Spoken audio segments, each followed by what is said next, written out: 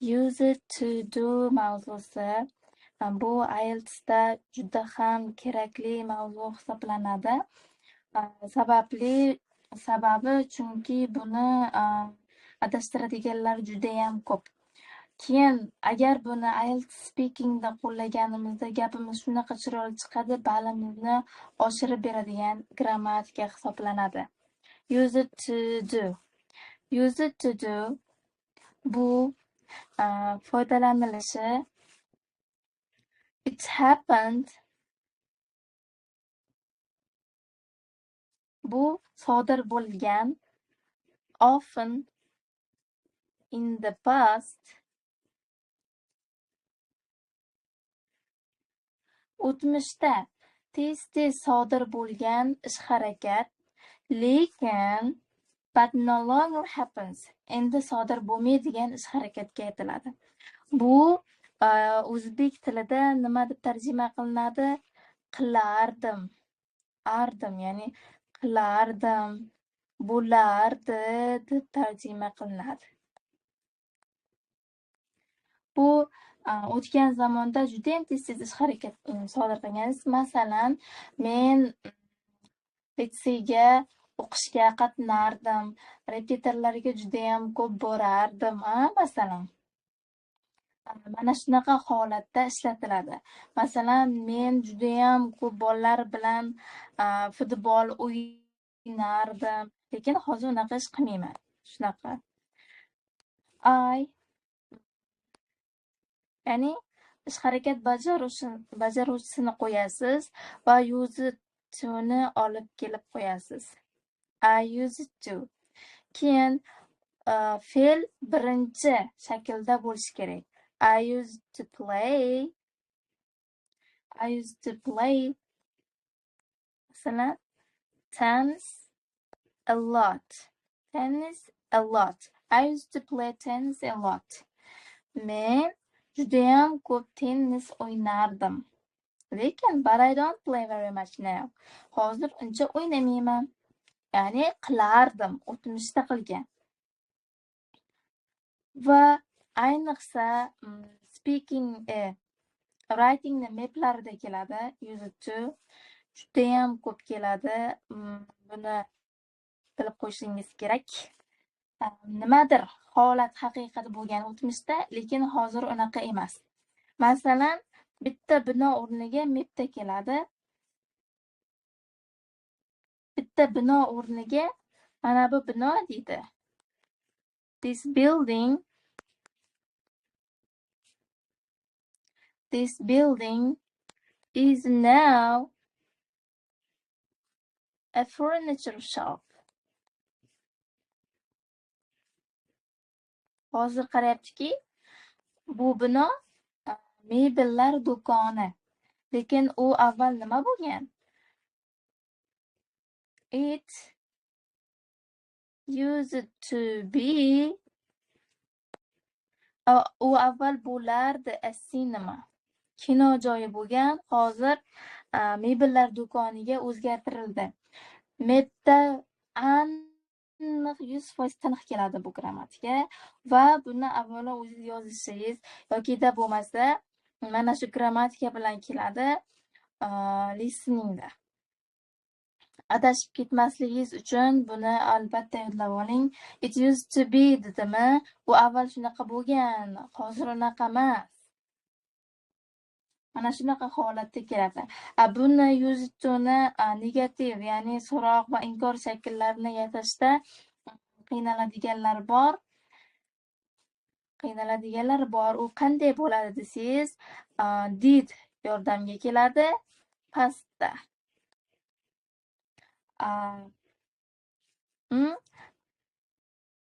Do does esa yordamchi fe'li nima edi? Present simple do does edi. O'tmishda edi past perfectda have keladi. Yordamchi fe'l hisoblanadi bu zamonlarni. Endi bu o'tmish zamon grammatikasi hisoblangandan keyin did oldinga chiqadi so'roq gapda. Did it used to be a cinema. Bu joy kino bo'lardimi avvallari deb gapirsangiz, mana shunaqa holatda gapirasiz. Did it used to be cinema? Ya'ni usedagi agar did kelgan holatda mana bu yerdagi did tushib qoladi va did it used to be a cinema bo'ladi. Inkor shakli esa it didn't used to be a cinema bo'ladi. It didn't used to be a cinema. Masalan, men o'ynamasdim. I didn't used to play tennis a lot. Ko'p o'ynamasdim degan holatlarda bu used to ni I'm used to live, I'm used to verb ing bilan adashtirmang. Used to verb 1 am used to verb ing bilan adashtirmang.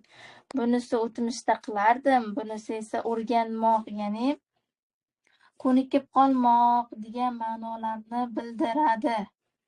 Ko'nikib qolmoq degan ma'nolarda juda ham ko'p keladi. Qoidasi shunaqa. Buni adashtiradiganlar rosa ham ko'p. Juda ham ko'p adashtirishadi buni. Shuning uchun aytib ketyapman. Bu faqat o'tmish zamonga ishlatiladi. Bu o'rganib qolmoq shunchaki accustomed to bilan sinonim hisoblanadi. Endigi o'tadigan mavzuyimiz esa I'm going to do. Bu ham juda ham ko'p ishlatiladigan qoidalardan bittasi. I'm going to do. I'm going to do. I'm going to do bilan I will ni nima farqi bor? I shall ni nima farqi bor? Masalan, I'm going ni nima farqi bor? Present continuous nima farqi bor? Bularning farqini albatta bilish kerak. Ya'ni agar sizni balingiz IELTSda bir maromda qotib qolganmi, General English yaxshi emas. General English yaxshi emas. Shuning uchun birinchi General Englishni to'liq 2 oygina o'rganib, IELTSga kirsangiz, zo'r balga ega bo'lasiz. Bu I'm going to do nimandir. Nimandir siz you have already decided. Nimadirni siz allaqachon qaror qilib bo'lishingiz kerak bo'lgan ish harakatga nisbatan ishlatiladi. You have already decided to do it. Nimandir allaqachon qaror qabul qilgansiz. Mana shu holatda, ya'ni nimadir qilishni xohlaysiz endi. Nimadir qilmoqchisiz. Masalan,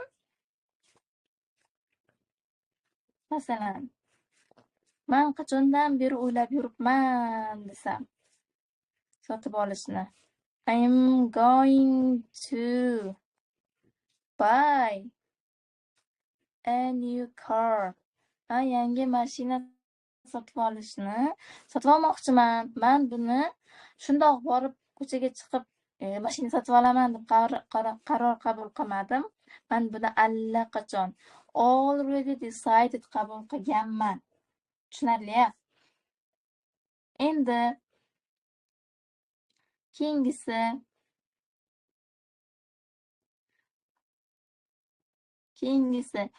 yana I'm going to do ni o'tgan zamon shakli bor. Uning o'tgan zamon shakli I was going to do. I was going to do. O'tgan zamon shakli I was going to do. Bu nima? Bu grammatikani agar o'rgansangiz, ingliz tilida juda ham murakkab gaplar tuza olasiz va speakingda ayniqsa gapirganingizda balingizni boost qilib beradigan grammatika hisoblanadi.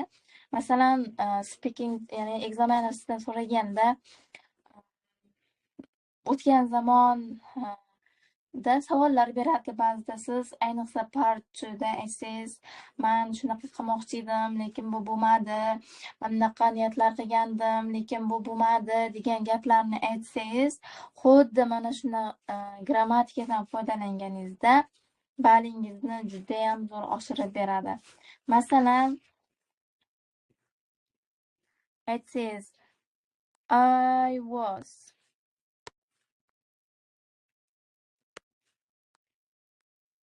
I was going to travel. Men sayohat qilmoqchi edim. By train. Masalan, bitta holatni aytadigan bo'lsangiz, o'tmishdagi bir vaziyat, lekin amalga oshmagan desa, mana shu grammatikadan foydalansangiz, sochkasiga urgan bo'lasiz. Lekin deysiz, but then we decided to go by car instead. I was going to travel by train, but then we decided to go by car instead. Tushunarli? Men sayohat qilmoqchi edim trenda, lekin men qaror qildimki, uni o'rniga mashinada borishni afzal ko'rdim. Bo'lmadi degan ma'nolarda ishlatiladi. Ya'ni nima kelib chiqyapti? Siz shuni qilishga niyat qilgansiz, lekin u bo'lmagan. Mana shunaqa holatda ishlatasiz.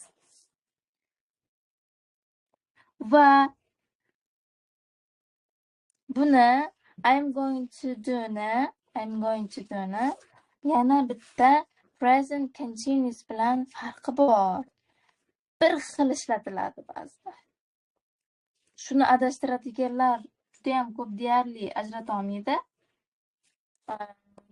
Bu bir xil.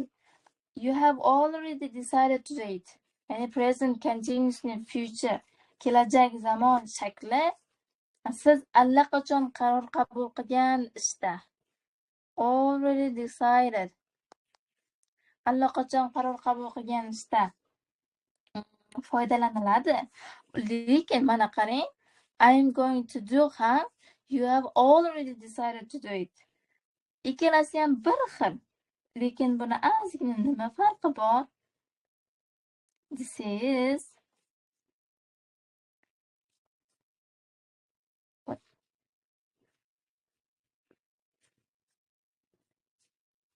ning farqi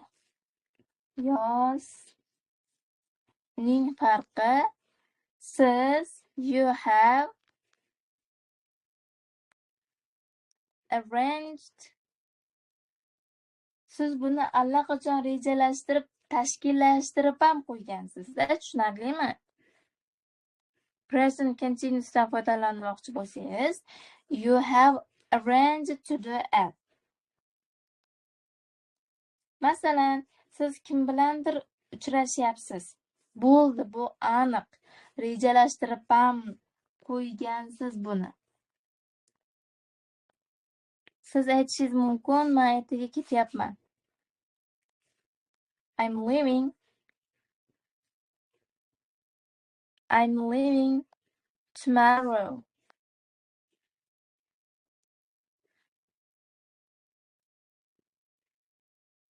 Men ertaga ketyapman. Siz ketishingiz aniq. Siz bilet ham olib qo'ygansiz. Tushunarli? Men ketmoqchiman desangiz, hali bilet olmagansiz, qaror qabul qilib turibsiz. Lekin I'm leaving tomorrow desangiz, siz ertaga aniq ketmoqchisiz, bilet ham olib qo'ygansiz, narsalaringizni ham yig'ishtirib qo'ygansiz. Mana shunaqa holatlarda ishlatiladi. Ya'ni arranged deyiladi bu narsa. Tushunarli? Ya'ni arrangementlarda kelishib, rejalashtirib qo'yilgan holatlarida ishlatiladi.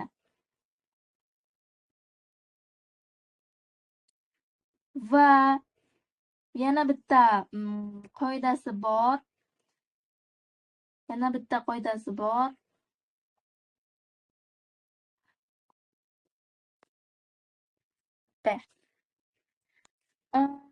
Masalan, Alo. Hmm? Xo'p. Qarang. The man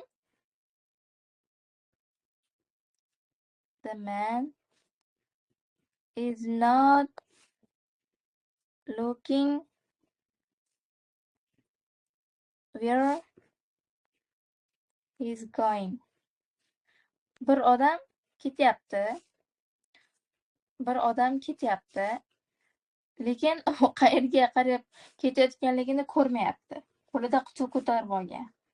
Shunda I'm going to do ishlatiladi. Mana shu holatda I'm going to do ishlatiladi. Nimaga? Bir narsa hozir sodir bo'ladi. Qarayapsiz, qo'lida quti ko'tarib olgan, qayerga ketayotganini ko'rmayapti. Shunda nima bo'ladi?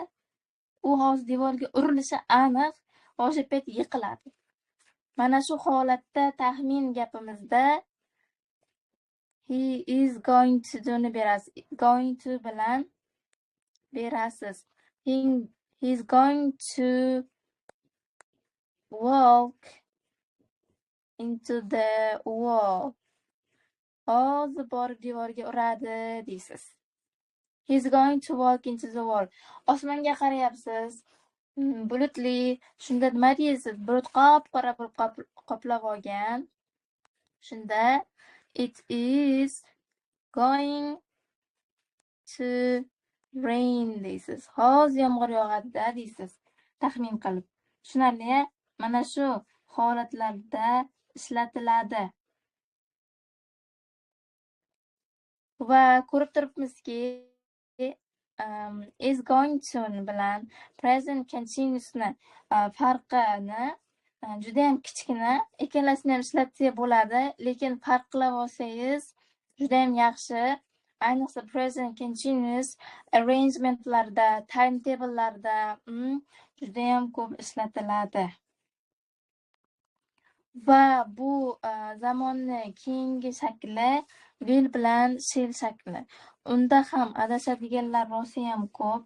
Will bilan going to bilan shallni shakllari qachon ishlatiladi desangiz,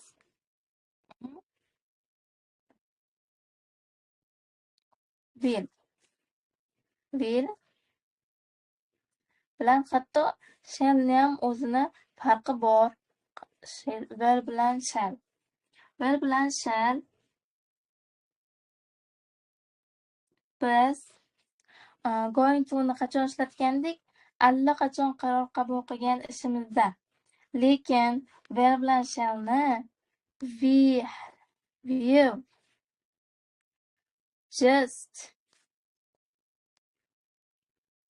we've just decided to do something. Endigina qaror qabul qilgan ishimizga ishlatamiz. Tushunarli? Hozir shunday miyamga kelib qoldim, shuni qilaman. Borib eshikda olib kelaman. Bu o'tirib, hozir eshigimni yopaman degan narsa emasda. Hozir eshik ochiq, shunday borib olib kelaman desangiz, I will close the door bo'ladi.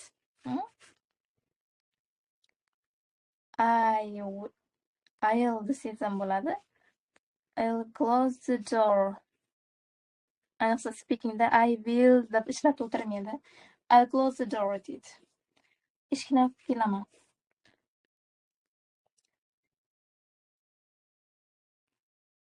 Men o'zimga telefon qilaman desangiz, o'ylab o'tirmaysiz-ku. Birdan xayolingizga keldi, o'sha ishni qilasiz. I'll phone her now. Men hozir unga telefon qilaman deysiz. Keyingisi yana willni shunaqa qoidasi borki, ishlatiladigan qoidasi shuki, siz I think degan gaplar bor. I think, I don't think degan gaplar bor. Men o'ylaymanki, men unaqa deb o'ylamayman degan I don't think deb aytamizda, bu yerda plus bitta qo'shma gap keladi, thatlik. O'shanaqa holatda keyingi qismi will bilan keladi. Tushunarli? Keyingi qismi will bilan kelishi shart. Masalan, biroz och qoldim, manimcha nimadir yeb olaman desak, mana shunda willni ishlatasiz.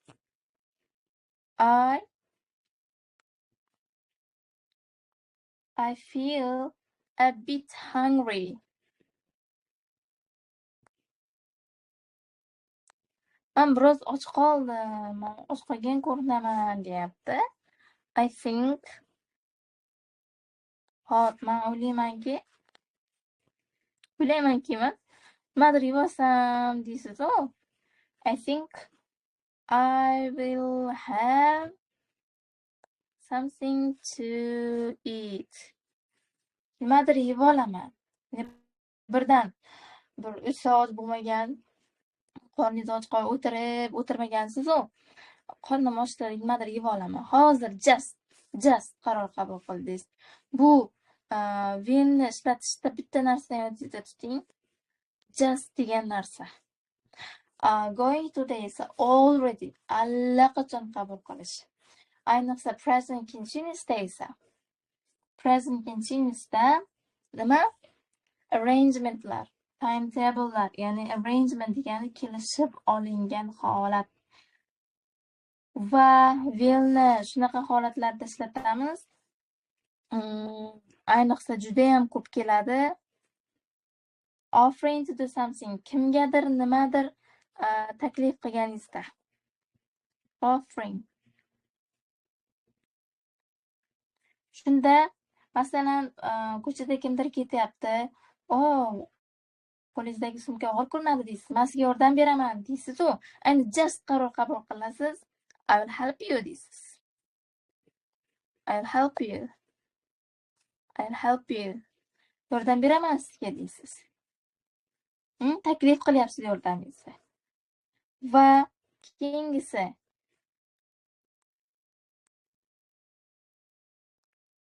agreeing to do something. Nimadirgadir rozi bo'lganingizda. Masalan, aytasizki, mana bu kitobni bera olasanmi? Kitobingni berib tur desa, siz nima deysiz? Albatta, senga beraman desangiz, ya'ni rozi bo'lasiz berishga. I'll give you deysiz. I'll give you. Senga beraman deysiz. Keyingisi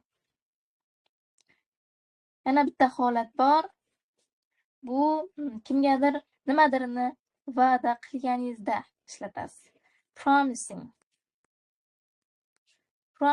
da ishlatasiz. Tushunarli? Pul mani o'rnimdan mana shu narsani to'lab olganing uchun rahmat.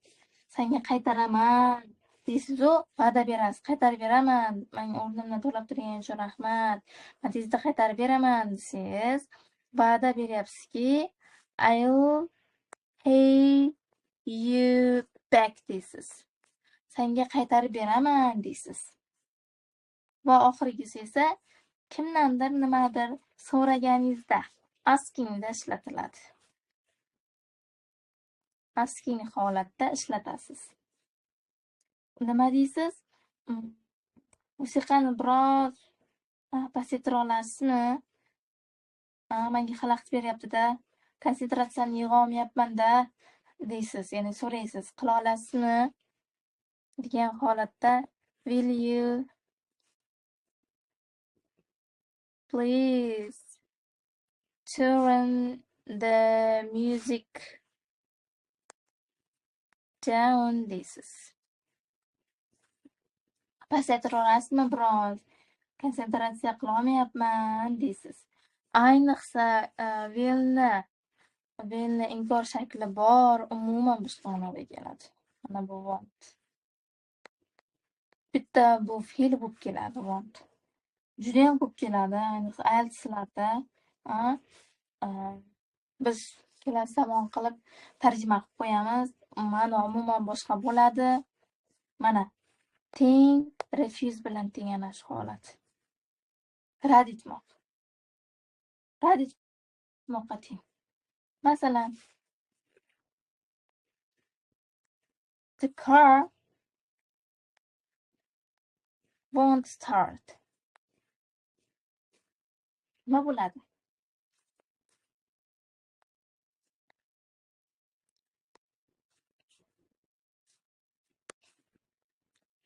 Start.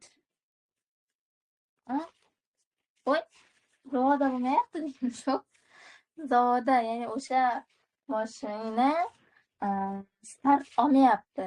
Start olishni o'sha rad bo'lyapti. Va bir insonga maslahat qilasiz. Keyin aytasiz, maslahat qilmayman deysiz. Baribir u eshitmaydi deysiz. Mana shu eshitmaydi degan gap she won't listen bo'ladi. U eshitmaydi. Ya'ni eshitishni rad etadi. U baribir eshitmaydi, kerak emas, bunga maslahat ham qilma, bunga maslahat ham berma deymiz-u. Gapirib ham o'tirma, u baribir eshitmaydi. She won't listen deymiz. Darsimiz mana shu yergacha edi. Judayam IELTSda top kerak bo'ladigan grammatikalar. Avvallari men 100% qoqilganman bularga. Ayniqsa gaplarni ichida keladi, bu ma'nolarni bilib olsangiz, umuman IELTSda qoqilmaysiz. Speakingda shunaqa chiroyli grammatikalardan foydalanasiz. Qarang, qanaqa chiroyli grammatikalar. Ayniqsa mana Partoda foydalanishlarini o'rgatdim. Qanaqa foydalanishlarini? Was going to'larni, is going to, allaqachon qaror qabul qilingan ish, man ertaga ketyapman, mana shunaqa qildim, nimadirlar degan ma'nolarda judayam ishlatiladigan top grammatikalarimiz hisoblanadi. Darsimiz shu yergacha edi.